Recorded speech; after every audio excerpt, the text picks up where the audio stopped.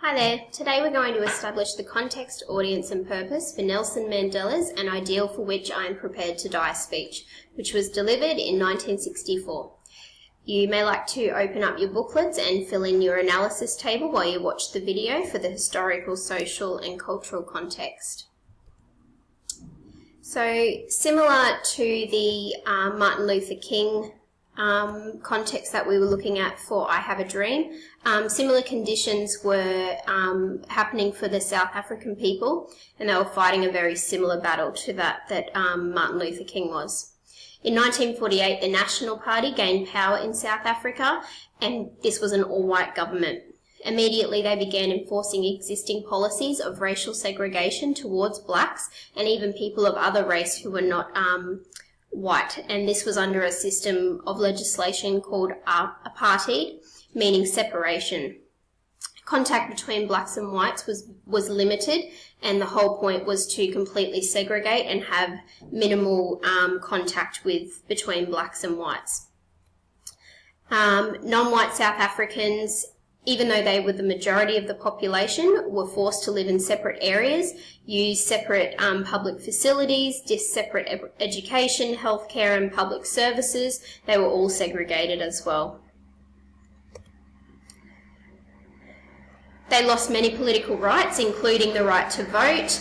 Marriages between whites and people of other races were banned, and it prohibited sexual relations between black and white South Africans. Numerous laws were passed and were increasingly brutal, especially if these laws were broken. Black South Africans would need special passes eventually to even be in an area that was considered for whites. Perhaps it might have been for work or something that they needed to do, but they would need to actually apply for a pass in order to be there. These laws remained in effect for the better part of nearly 50 years, despite being strongly opposed within and outside of South Africa. So Nelson Mandela, who's our great speaker for this speech that we're looking at, he was one of the main parties involved in fighting against apartheid. He was born in 1918 and studied at university to become a lawyer, and he actually worked as one in Johannesburg before becoming involved in politics. He became involved in the African nationalist politics, so fighting for South Africans' rights.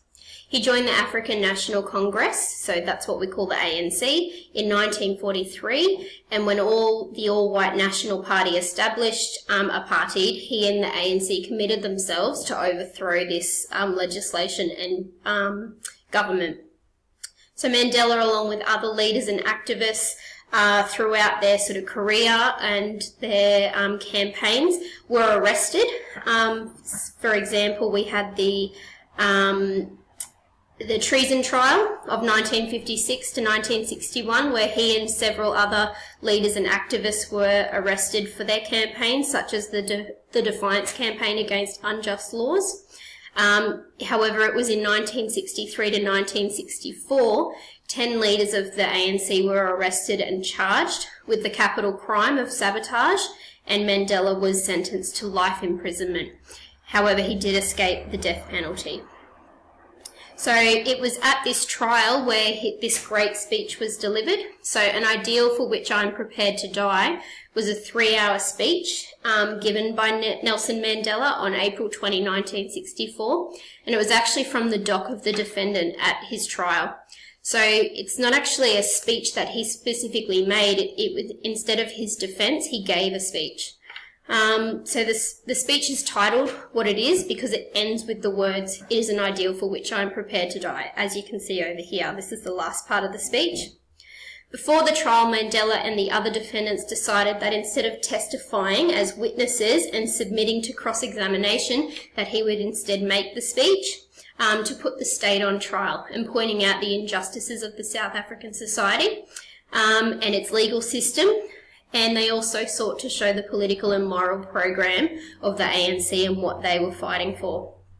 Mandela was particularly interested in making the speech appeal to an international audience and not just for those in that trial room. This inspired international support for the ANC and to get support outside of South Africa. Mandela's lawyers urged him to leave out this final statement, which he makes, thinking that it might provoke the judge into actually sentencing him to death, but Mandela refused to take it out. He felt like he was most likely to be sentenced to death regardless of the statement, and so that saying it he truly felt would be the best option. He did add the words, "if it needs be," as well. If you actually research a bit further, some say that Mandela didn't get the death sentence purely because of what he said, because it was almost like a dare for the judge to give him that. And if the judge had given him that, how that may have looked on the judge. So the outcome of not necessarily his speech, but the trial, in 1989, when a new president was elected of South Africa, within a few months he released all prisoners that were involved with that trial, and after nearly 30 years of being in prison, he lifted the ban on the ANC that was put in place. So Mandela served, I think, 27 years in prison.